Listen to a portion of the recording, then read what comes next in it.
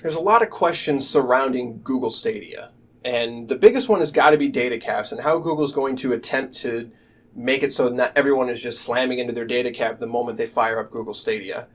And that's what we're going to talk about today in the pause menu, but what we're really going to talk about is Google's lack of an answer, really.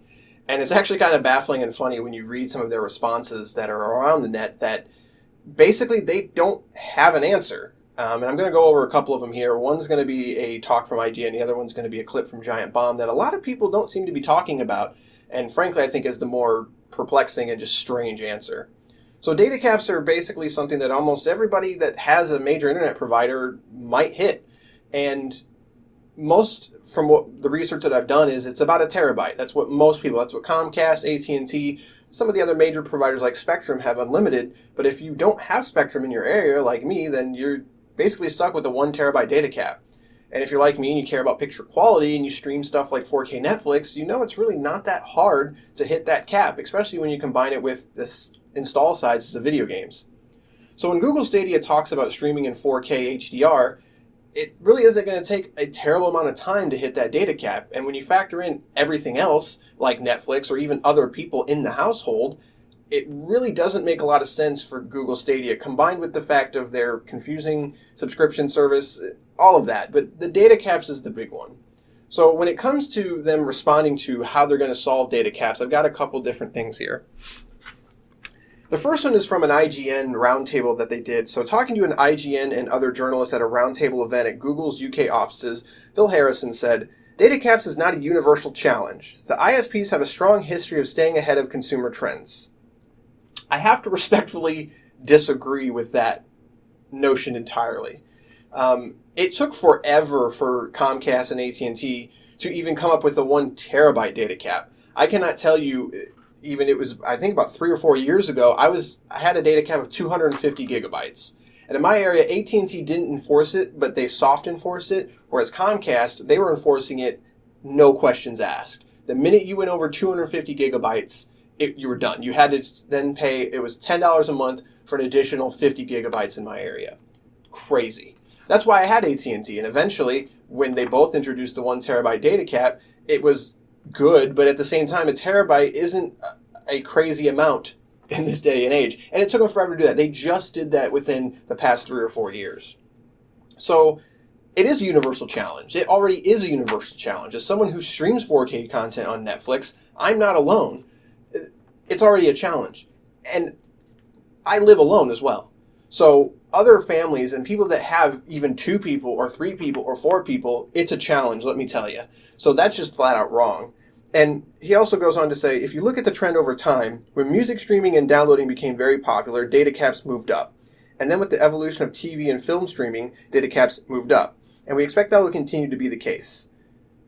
Comparing music to video, not really the same thing. You're talking megabytes versus gigabytes, so whatever.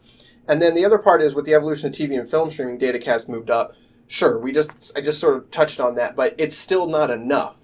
And that's kind of my point, is it's not enough to simply say that the ISPs are going to take care of this. But so while I don't agree with Phil Harrison, I at least sort of somewhat respect him for at least trying to answer the question. I think he did a poor job at it. But if you look at, I've been going through Giant Bomb's E3 podcast lately, and they actually had Jack Buser on, who was one of the architects of Google Stadia. And I'm going to play the clip here, and this is what his answer was. I pay my way out of my bandwidth cap. It seems like after the Stadia announcement, you had people start to look at, 35 megabits and trying to do a lot of math and just like dollars per hour and all this other stuff up against like a 1 terabyte cap that that Comcast imposes on a lot of people. That's where I start to wonder, Stadia, if I'm in a household where I'm a heavy player, because I am, and my wife watches a lot of Netflix, which she will from time to time, we would hit that cap every single time. A couple things. First of all, just personally, I'm playing Stadia right now, and I play it all the time. It's fantastic, and I'm fortunate. I live in the Bay Area, got some pretty decent internet, but I'm actually having no issues. It's pretty nice. A wise man once said, "Don't bet against the internet." right? It's true. Yeah. Don't bet against the internet, right? So if you've got an ISP that's got some sort of draconian cap, or you got, like, no, we shouldn't stand for that, right? As gamers, right? Exactly. Yeah. And so I think, you're going to see platforms like, what we're doing with Stadia, YouTube, you mentioned Netflix, other sort of streaming services. We're just moving into a universe where, entertainment's streamed to us, right? And the people that provide the bits to people that want to enjoy this entertainment are going to have to keep up, right? And so, I mean, that's really kind of where we are with Stadia. Talk about a weird answer. So not only does he deflect the question and basically say that, hey, I use it at home and it's fine. You don't give us any details about whether or not you have a data cap. You don't give us any details about if you're streaming at 4K, if you're streaming at 1080p, etc. And then you go on to say, never bet on the internet. Or bet against the internet, I'm sorry. And that is not an answer. That's just flat out not an answer. You can't just say, don't bet on the internet, don't bet against the internet, and then say that's what's going to solve the problem, because it's not. Look, Google, you're going to compete against other companies that have a solution to data caps. And you know what that is? That's buying the game. That's buying a physical copy. That's not having to stream a game. PlayStation now does it with PS4 games. You can't stream, or you can't download PS3 games and older games, but at least they're starting to make these changes. And with stuff like Game Pass, you can download the full game. And Microsoft has already stated many times that their solution to data caps and Project xCloud is not that that's how they only want you to play. It's a way to play when you're not at home. It's a way for everyone to access it. But it is not the primary way that they're going to get and keep customers. Your solution to gaming is streaming. And you have thought this out and you don't have an answer, or you haven't thought this out and you have no idea what to do.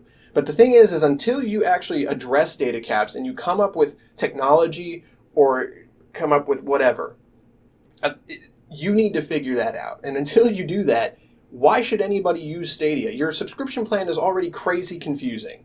It doesn't make a lot of sense for, I can buy a game, but I can't even stream it in 4K unless I give you more money. So why would I pay for the game to not play it in its highest fidelity already when I'm streaming it, but then on top of that for me to hit my data cap faster, which will cost me more money, and to stream it in a higher fidelity, which still won't quite match what's already on the market? There's no reason to do that as a customer. So there's a lot of things about Stadia that I don't quite understand, but the data caps is the big one. And if these are the answers that they're going to continue to provide, I don't see Stadia sticking around for a long time. So I can tell you right now, I might try out Stadia just to see, check it out in latency, because I like technology and I think it's cool. But these answers to data caps, look, Stadia is not going to be big enough, especially within the next coming years, for ISPs to suddenly be like, oh crap, we got to get rid of data caps because Stadia's coming. Like, no, that's not going to happen. I promise you that's not going to happen. Unless you've got some power and you sort of maybe force your way in, and that'd be a good PR move for you. But I can tell you, unless you do that, Stadia is not going to be the thing that gets rid of data caps. And the internet already hates them. They already express their dislike, and nobody likes data caps, and they really don't make a lot of sense. And that's been the case even when it was smaller. So saying don't bet against the internet, again, isn't an answer. And I don't know why I should be, or anyone should be, a Stadia customer. But that's just my take. Let me know what you think in the comments below. Also hit that like and subscribe button. It really helps us out. And we'll see you next time.